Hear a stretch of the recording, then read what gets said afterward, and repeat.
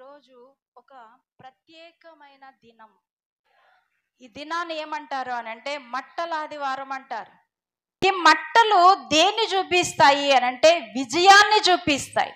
మన యేసు ప్రభువు సిలువలో విజయం పొందాడు. ఈరోజు నిన్ను నన్ను కూడా దేవుడు ఏం చేయబోతున్నాడంటే విజయాన్ని ఇవ్వబోతున్నాడు. విచిత్రం ఏంటి అనంటే హోసన్నా జయం జయం అని కేకలు వేసిన అదే నోరు వారం రోజులు అవ్వగానే యేసు ప్రభుని సిలువ వేయండి సిలువ వేయండి సిలువ వేయండి అని అరుస్తూ ఉన్నారు.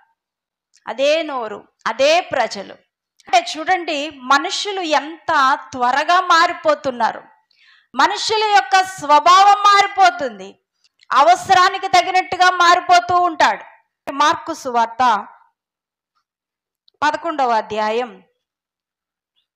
1 నుంచి 10 వచనాలు. అయితే గాడిదని మనిషితో పోల్చవచ్చా? ఎందుకు తిడుతున్నారు మీరు? అడ్డగాడిద, నిలువు గాడిద, బుద్ధి లేని గాడిద, అడ్డంగా ఎదిగావు, గాడిదలాగా ఎదిగావు. ఎన్ని తిట్లు తిడతామో. మనం ఎవరినైనా తిట్టాలి అనగానే గుర్తుకొచ్చే జంతువు ఏంటి చెప్పండి? గాడిద. చాలా ఈజీగా నాలుగు చివరికి వచ్చేస్తుంది. ఏదన్నా ఎవరైనా తిట్టాలి అని అంటే ఈజీగా గాడిద గుర్తుకొస్తుంది మనకి. అంటే గాడిదకి మనకి ఏమైనా సంబంధం ఉందా లేదా? ఉందా? సంబంధం ఉందా లేదా? ఉంది, డౌటే లేదు. మనకి గాడిదకి అవినాభావ సంబంధం ఉంది. ఎవరినన్నా పని లేకుండా తిరుగుతున్నారు అనుకోండి, వాళ్ళని తిట్టాలంటే ఏమని తిడతాం అమ్మా? ఎప్పుడు దాకా ఎక్కడ తిరిగి వచ్చావురా? గాడిద పళ్ళు తోమొచ్చావా?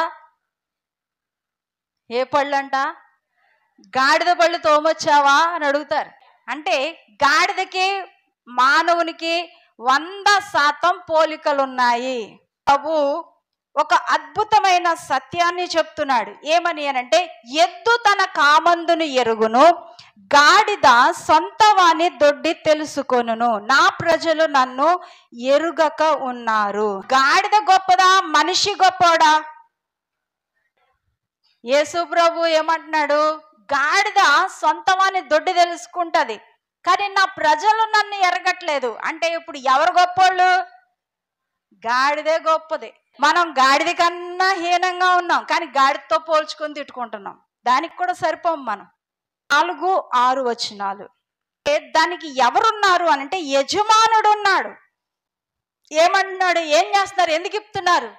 మీరు ఇప్పడానికి కారణం ఏంటి అని అన్ని విషయాలు అడుగుతా ఉన్నాడు. అడుగుతా ఉంటే వాళ్ళు ఏం చెప్పారంటే, ఇది యేసుకి కావాలి. యేసయ్యకి కావాల్సింది ఏంటంట?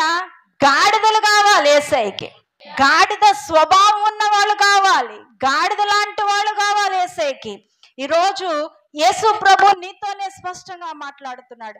యేసుకి కావాలి అని చెప్పండి అంటున్నాడు. ఏం కావాలి యేసయ్యకి?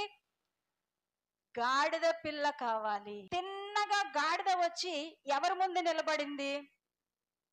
యేసయ్య ముందు నిలబడింది. గాడిద ముందు ఎక్కడుంది? ఇంటి బయట వీధి ఎంట్రన్స్ లో ఉన్నారు గాడిద గారు. ఇప్పుడు తిన్నగా వచ్చి ఎక్కడ నిలబడి చూస్తా ఉంది అని అంటే యేసు ప్రభు ముందు నిలబడిందంట. ఇప్పుడు గాడిదకి ఏమైంది అని అంటే యజమానుడు మారిపోయాడు, అది ఉన్న స్థలం మారిపోయింది, ప్లేస్ మారిపోయింది. యేసు ప్రభు దగ్గరికి వచ్చి నిలబడగానే అకస్మాత్తుగా ఊహించని రీతిలో ఆ గాడి దగ్గరికి ఏమొచ్చి పడింది అని అంటే మంచి మంచి వస్త్రాలతో కప్పేశారు. వస్త్రాలు కప్పడం మాత్రమే కాదు, యేసు ప్రభు ఎక్కి కూర్చున్నాడు. అప్పటిదాకా ఆ గాడిద మీద ఎవ్వరు ఎక్కలేదు. ఇప్పుడు ఈ గాడిద మీదకి ఎవరు ఎక్కారు అని అంటే యేసు ప్రభు ఎక్కాడు. అక్కడ కట్టబడి ఉంది గాడిద, ఇప్పుడు యేసయ్యను మోస్తుంది గాడిద. మీకు ఇప్పుడు గాడిద అంటే ఇష్టమా, గుర్రం అంటే ఇష్టమా? ఇప్పుడు సముద్రం ఒడ్డు దగ్గర గుర్రాలు ఎక్కి ఫోటోలు దిగుతూ ఉంటారు. అక్కడికి నేను 2 గాడిదలు తీసుకెళ్ళాను అనుకోండి, ఎవరైనా ఎక్కుతారా గాడిద? దాని వంక కూడా చూడరు. కానీ గుర్రం ఎక్కడన్నా కనిపించింది, దాని మీద స్వారీ చేయడానికి డబ్బులు కడితే దాన్ని కొంచెం దూరం తీసుకెళ్తామని అంటే పిల్లలు ఏం చేస్తారు? అమ్మ త్వరగా నన్ను ఎక్కించువా, అది కింద పడేస్తుందని తెలిసినా కానీ ఎక్కిచ్చు ఎక్కిచ్చు అంటారు. అదే గాడిద మీద ఎక్కుతానమ్మా అని ఎవరన్నా అడుగుతారా? ఎవరు అడగరు. మన యేసయ్యకి అవసరమైంది ఏంటి అని అంటే గాడిద. ఇప్పుడు గాడిదని ఎప్పుడన్నా తీక్షణంగా చూసామనుకోండి, అది ఎలా కనిపిస్తుంది తెలుసా? చాలా కోపంగా కనిపిస్తుంది. గాడిదకి ఏమి ఎక్కువ అంటే కోపం ఎక్కువ. మోషేకి ఇవ్వబడినటువంటి ధర్మశాస్త్ర ప్రకారం జంతువుల్ని 2 రకాలుగా విభజించారు. మొదటిది ఏంటి అనంటే పవిత్రమైన జంతువులు, రెండవది ఏంటి అంటే అపవిత్రమైన జంతువులు. పవిత్రమైన జంతువుల్లో ఏది ఉంది అనంటే గాడిద ఉంది. ఈ యొక్క వాక్యంలో నుండి మనం ఏం నేర్చుకోవాలి అనంటే గాడిదను మానవునితో పోల్చవచ్చా?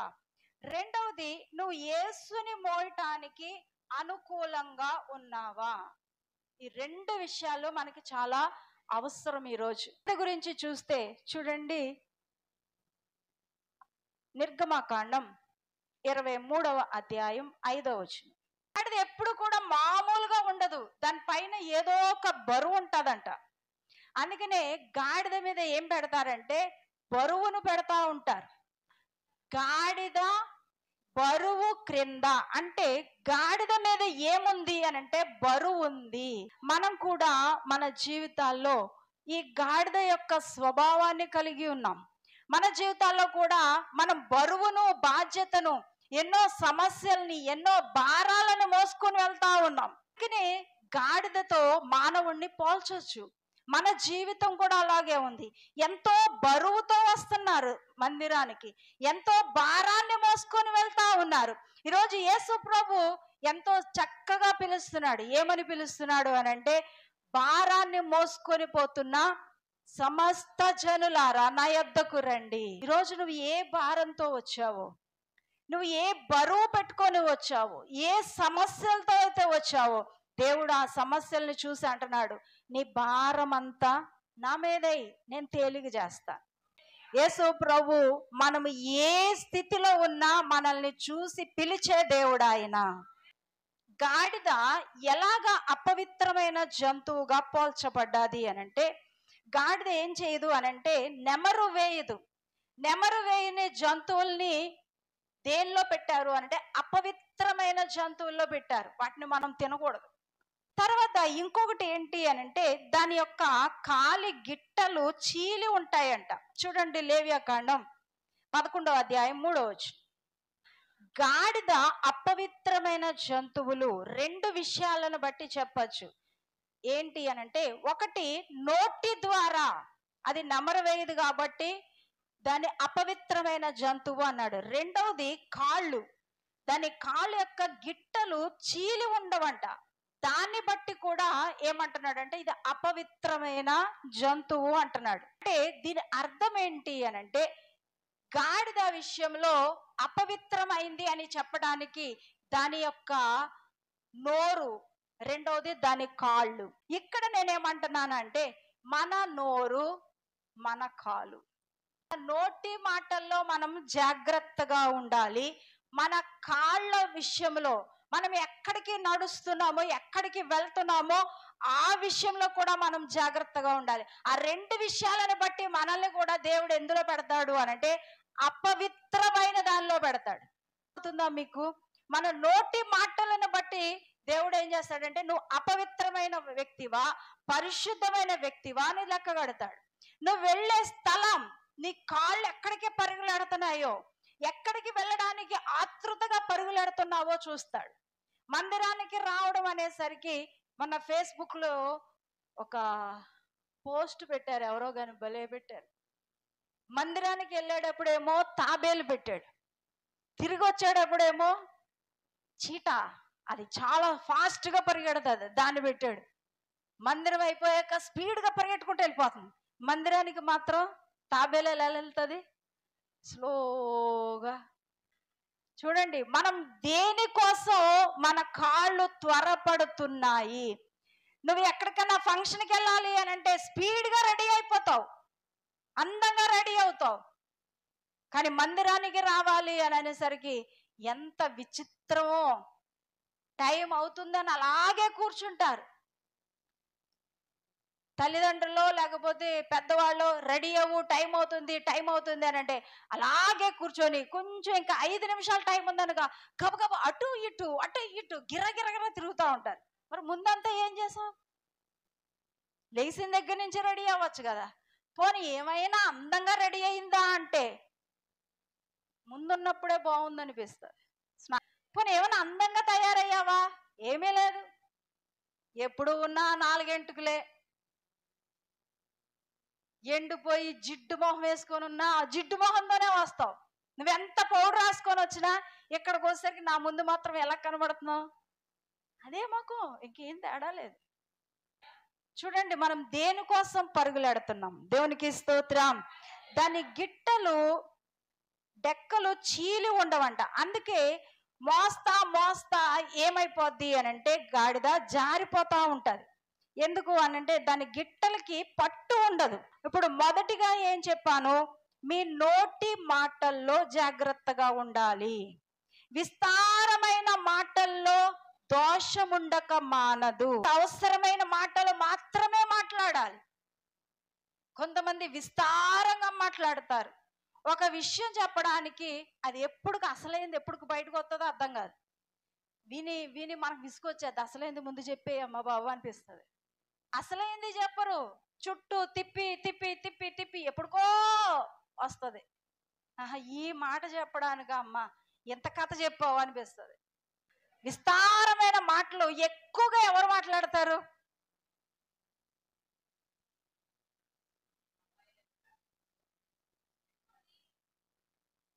అబ్బా ఈవిడ స్త్రీ కాదు, స్త్రీలు అంటే గొడవ లేదు, మేమే అంటే బాగోదు కదా, అందుకని స్త్రీలు అంటారు. నన్ను తప్పుగా అనుకోకండి, మనం మారాలి. నేను కూడా అందులో ఉన్నాను కదా, మనం మారాలని చెప్తున్నాను. మొన్న ఒక సేవకుల కూడికి వెళ్ళా. చాలా సంవత్సరాలకి వాళ్ళ బాబు ఉన్నాడు, కానీ చాలా గొడవలు అవడం వల్ల ఆ అబ్బాయి ఇంట్లోంచి వెళ్ళిపోయాడు. ఆయన పాస్టర్ గారు. అయితే ఇప్పుడు ఎన్ని సంవత్సరాలకి ఆ అబ్బాయి తిరిగి వచ్చాడు. నాకు ఫోన్ చేసి ఆ పాస్టర్ గారు ఏమన్నారంటే, మా పాస్టర్ గారు అస్సలు మాట వినట్లేదండి, ఆయనకి 2 ఆడపిల్లలు, ఒక మగపిల్లడు, మాట వినట్లేదండి, మా బాబు తిరిగి వచ్చాడండి, అస్సలు అంగీకరించట్లేదండి, ఇంట్లోకి రానవనంటుందండి, ఇన్ని సంవత్సరాల తర్వాత వస్తే కనికరించట్లేదు, క్షమించలేకపోతుందండి అన్నాడు. మీరు వచ్చి చెప్పండి పాస్టర్ గారు అని. డబ్బంతా వేస్ట్గా వృధాగా ఖర్చు పెట్టేశాడండి అంది. నేను అన్నాను, మన తప్పిపోయిన కుమారుడు ఏం చేశాడు? ఏమైనా వ్యాపారం చేసి సంపాదించి తెచ్చాడా అన్న. డబ్బు ఖర్చు పెట్టేశాడు, కరెక్టే. తెలుసుకున్నాడు, తెలుసుకున్న తర్వాత నువ్వు క్షమించాలి కదా. నువ్వు ఒక విశ్వాసివి కాదు, ఒక సేవకురాలుగా ఉన్నావు, నువ్వు నీ కుమారుని క్షమించాలి కదమ్మా అంటే, నేను మాత్రం ఆ విషయంలో అస్సలు ఎవ్వరి మాట విన్నా. ఆ పాస్టర్ గారు మగాయనకేమో క్షమాపణ గుణం ఉంది, క్షమించే మనస్సు ఉంది, తండ్రి మనసు కలిగి ఉన్నాడు. నా కొడుకు తిరిగి వచ్చాడు, తప్పిపోయి తిరిగి వచ్చాడు, కాబట్టి నా బిడ్డను నేను చేర్చుకోవాలి, హత్తుకోవాలనుకుంటుంటే ఈవిడేం చెప్తుంది? అస్సలు పాస్టర్ గారు ఈ విషయంలో తప్ప ఇంకే విషయంలో? ఆ ఒక్క విషయం చాలు నువ్వు నరకానికి వెళ్తాకి. అక్కడికి వెళ్ళాక ఇంకా నువ్వు పళ్ళు కొరుక్కోవటమే, ఇంకే పని ఉండదు అక్కడ. పళ్ళు కొరుకుతారు. ఆ పళ్ళు కొరికే లక్షణం ఎక్కడ ఉంటుంది తెలుసా? నరకంలో కనబడుతుంది. అక్కడ పండ్లు కొరకడమేనంట. కాబట్టి మీరు విస్తారంగా మాట్లాడద్దు.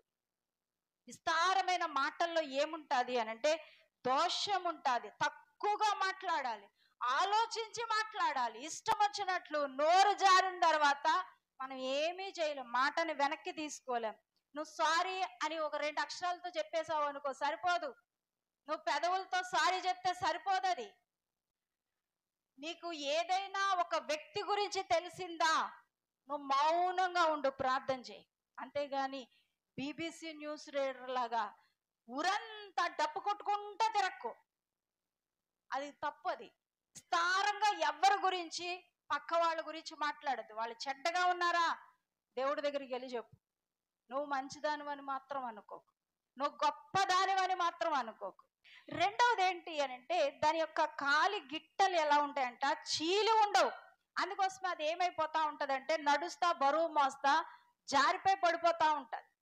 ఇది దేని చూపిస్తుంది అని అంటే, క్రైస్తవ జీవితం కూడా ఒక మానవుడు క్రైస్తవుడుగా ఉండి చాలాసార్లు జారిపోతా ఉంటాడు, పడిపోతా ఉంటాడు. పడిపోతున్నటువంటి అనుభవాన్ని చూపిస్తుంది. ఆత్మీయ జీవితంలో నువ్వు పడిపోతా ఉన్నావు, అస్తమాన పడతా లెగుస్తా. ఎంతకాలం అలాంటి బ్రతుకుతావు?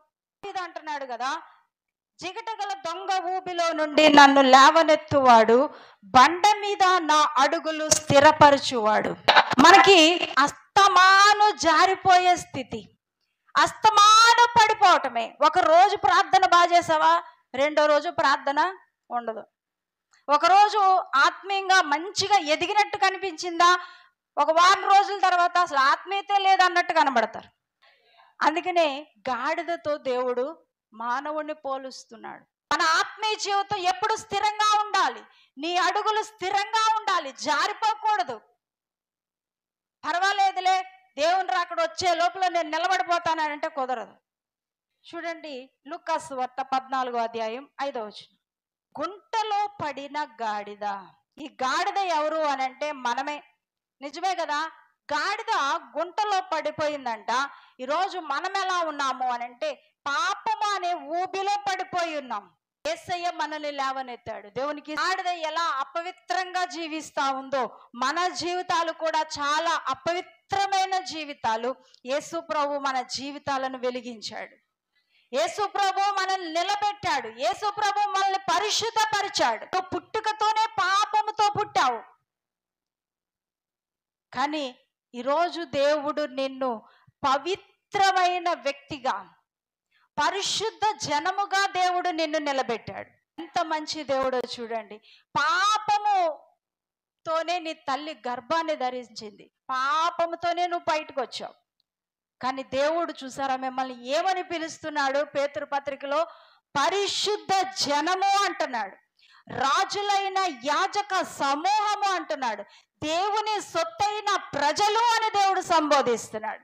ఎంత మంచి యోగ్యతను దేవుడు ఇచ్చాడు చూడండి. మూడవదిగా చూస్తే, గాడిద ఎలాంటిది అనంటే లోబడదంట. దాన్ని ఏమంటారు అనంటే మెడవంచని గాడిద. గాడిద ఇది మెడవంచని గాడిద, ఎవ్వరికీ లోబడదు, యజమానికి కూడా లోబడదు అది. అందుకనే ఏం చేస్తుంది, వెనక కాలుతో తంతదంట. అంటే ఆ యజమానుడు ముఖం కూడా చూడడానికి దానికి ఇష్టం లేదు.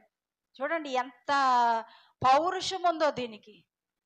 అంతా భోజనం పెట్టి పోషించిన యజమానుడు ముఖాన్ని కూడా చూడదు, వెనకాలతో తన్నేసి వెళ్ళిపోద్ది. ఇంకో విషయం ఏంటి అని అంటే, గాడిద ఒక్కసారి ఏదైనా ఒక విషయంలో డిసైడ్ అయిందంటే దాన్ని ఎవ్వరు దాని నుండి మార్చలేరు. అది ఒక విషయానికి కమిట్ అయిందంటే యజమానుడు వచ్చి కొట్టినా ఏం చేసినా అది మారదు, అది అలాగే కూర్చొని ఉంటుంది బండలాగా. ఈరోజు మీరు కూడా దేవుని ప్రజలుగా పిలువబడుతున్న మనము కూడా ఎలా ఉన్నాము అని అంటే మెడవంచని ప్రజలుగా ఉన్నారు. మోషేతో దేవుడు అంటున్నాడు, మోషే నా ప్రజలు ఎలాగున్నారో తెలుసా, మెడవంచని ప్రజలు, నాకు లోబడనొల్లని ప్రజలు, నా మాట వినని ప్రజలు అంటున్నాడు. ఇన్ని లక్షణాలు మనలో ఉన్నాయి. అందుకనే దేవుడు గాడిద అంటున్నాడు. నాకు కావాల్సింది ఈ గాడిదే, ఈ గాడిద మీదే నేను ఎక్కాలి, ఈ గాడిద కోసమే నేను వచ్చాను, ఈ గాడిదని పరిశుద్ధపరచడానికి నాకు ఇష్టంగా ఉంది, ఈ గాడిదని నేను కోరుకుంటున్నాను, ఈ గాడిదని నేను చూస్తున్నాను, నేను ప్రేమిస్తున్నాను అంటున్నాడు. గాడిదని ఎవరైనా పెంచుకుంటారా చెప్పండి? కానీ దేన్ని పెంచుకోరు, గాడిదని పెంచుకోరు. చూడ్డానికి అది ఎలా ఉంటుందంటే అసహ్యంగా కనిపిస్తుంది, అందంగా ఉండదు, తృణీకరింపబడతా ఉంటుంది. ఈరోజు తృణీకరింపబడుతున్న ఈ గాడిద దేవుడికి అవసరం. నువ్వు నిందింపబడుతున్నావా, నువ్వు తృణీకరింపబడుతున్నావా, నువ్వు అవమానింపబడుతున్నావా, పడిపోతా లెగుస్తా నువ్వు జీవితాన్ని గడుపుతున్నావా, అపవిత్రమైన వ్యక్తిగా ఉన్నావా, దేవుడికి ఈ గాడిదే కావాలి. ఇప్పుడు చూడండి, ఆ పెళ్లి ఊరేగింపుకి ఏం తీసుకెళ్తారు? గాడిద మీద ఎక్కించి తీసుకెళ్తారా ఊరేగింపులో? గుర్రం ఎక్కించుకొని తీసుకెళ్తారు. దేనికి ఉపయోగపడదు గాడిద. ఎవ్వరు పెంచుకోరు దాన్ని.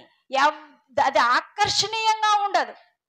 కానీ ఏమీ లేని ఆ జీవిని దేవుడు ఇష్టపడుతున్నాడు. ఎందుకు అని అంటే ఆ స్వభావం కలిగిన మనిషిని దేవుడు ఇష్టపడుతున్నాడు. కాబట్టి దేవుడు ఈ గాడిద కోసమే ఈ లోకానికి వచ్చాడు.